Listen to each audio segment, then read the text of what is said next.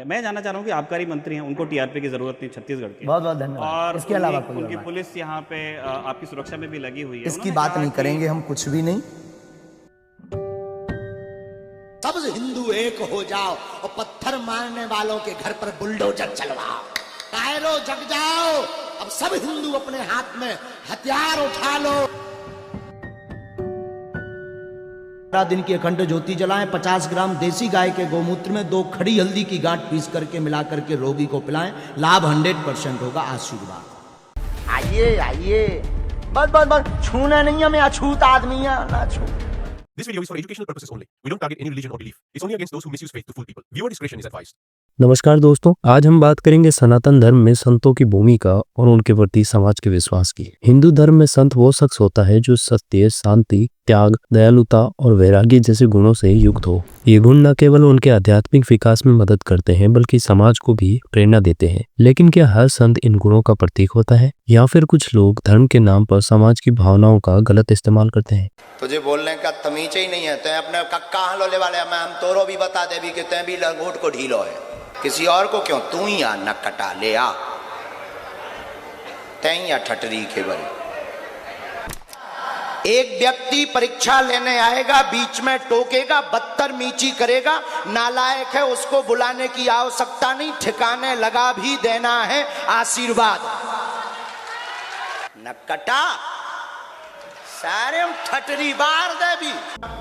कान पकड़ दोनों, पकड़ कान। आइए इस विषय पर गहराई से विचार करें। संतों की भूमिका और समाज का विश्वास। सनातन धर्म में संतों का स्थान बहुत ऊंचा माना जाता है। हमारे शास्त्र कहते हैं, गुरु ब्रह्मा गुरु विष्णु गुरुर्देवो महेश्वर, यानी गुरु ही ब्रह्मा, विष्णु और महेश है। संत और गुरु समाज को सही मार्ग दिखाते हैं। रामकृष्ण परमहंस और स्वामी विवेकानंद जैसे संतों ने न केवल अपने आचरण से बल्कि अपनी शिक्षाओं से भी समाज को प्रेरित किया है। लेकिन आज के समय में कुछ लोग संत के चोले में समाज की अशिक्षा और भावनाओं का फायदा उठाते हैं। वे चमत्कारों का दावा करते हैं, लोगों की समस्याओं का हल बताते हैं और लाखों की भीड़ उनके पीछे चल पड़ती है।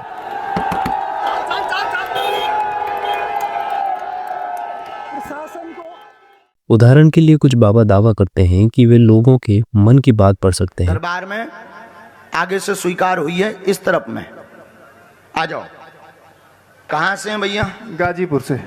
यहाँ पहले से तुमने किसी को अपना नाम लिखवाया था? नहीं सर। पता बतलाया था? जी नहीं बाबा। फिर हमें कैसे पता लगा? आप तो अज्ञानी है बाबा। हम अज्ञानी हैं? नहीं, ज्ञानी।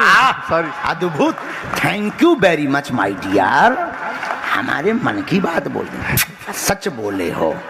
जल्दीबाजी में बोलते हैं। अरे नहीं, सच बोले हो। जल्दबाजी में ही जो निकलता वही सत्य होता है। हमने लिखा, व्यापार से परेशान है लगातार 2016 से, स्थायी कृपा होगी, चिंता ना करें, तेज चलेगा। माँ के ऊपर तंत्र का प्रयोग किया गया था, शरीर शून्य पड़ गया था, इस कारण से मृत्यु हुई है। आगे अभी तंत्र वर्तमान में देवी कृपा से कट चुका है, घबराए ना, मन शांत रहेगा। 2023 तीसरे माह के बाद व्यापार तेज चलेगा। आशीर्वाद। बोलिए बागेश्वर धाम सरकार की, सन्यासी बाबा की। क्या ये बात सही है? जी बाबा। जी बाबा।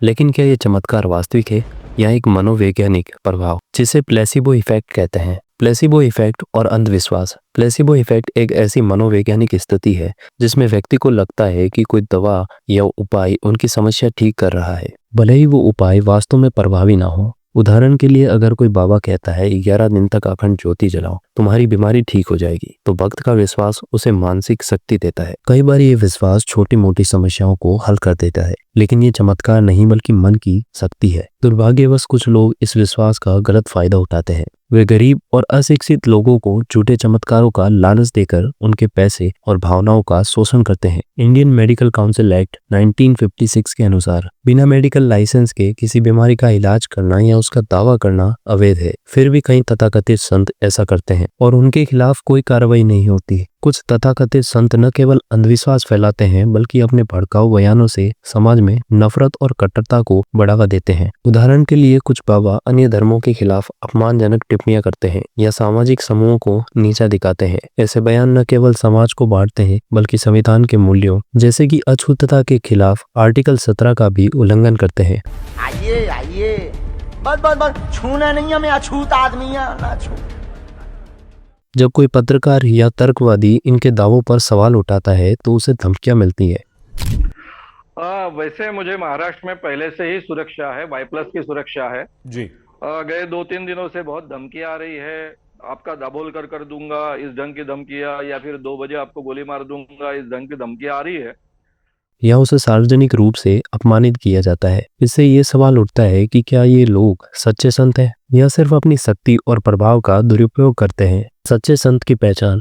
तो फिर सच्चा संत कौन है? सच्चा संत वही है जो अपने आचरण से समाज को प्रेरित करे, जो सत्य और अहिंसा का पालन करे और जो समाज के हित में बिना स्वार्थ के कार्य करे। स्वामी विवेकानंद ने कहा था, उठो, जागो और तब तक मत रुको जब तक लक्ष्य की प्राप्ति ना हो जाए। सच्चा संत वही है जो समाज को जागरूक करे, न कि अंधविश्वास की गर्त में धकेले। आज के समय में हमें शिक्षा और जागरूकता की जरूरत है। हमें ये समझना होगा कि कोई भी व्यक्ति, चाहे वह कितना भी चमत्कारी क्यों न दिखे, अगर वो समाज को बांट रहा है या गलत तरीके से धन इकट्ठा कर रहा है तो वो संत नहीं बल्कि एक ढोंगी हो सकता है। दोस्तों, सनातन धर्म हमें प्रेम, करुणा और सत्य का मार्ग दिखाता है। हमें अपने गुरुओं का सम्मान करना चाहिए, लेकिन साथ ही अपनी बुद्धि का भी इस्तेमाल करना चाहिए। कोई भी व्यक्ति, चाहे वो कितना भी प्रभावशाली क्यों ना हो, अगर वो समाज के हित के खिलाफ काम करता है तो हमें उस पर सवाल उठाने चाहिए। आइए हम सब मिलकर एक ऐसे समाज का निर्माण करें जहां शिक्षा और तर्क का बोलबाला हो, जहां लोग अंधविश्वास के बजाय सत्य और विज्ञान पर विश्वास करें। अगर आपको ये वीडियो पसंद आई तो चैनल को सब्सक्राइब जरूर करें,